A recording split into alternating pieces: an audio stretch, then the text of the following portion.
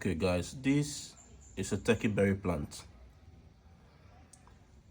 Turkeyberry leaves can be used to treat tooth decay, fever, hypertension, reproductive issues, and then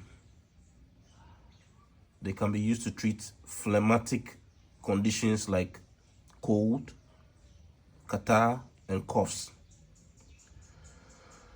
Subscribe to my page to follow for more tips on herbs.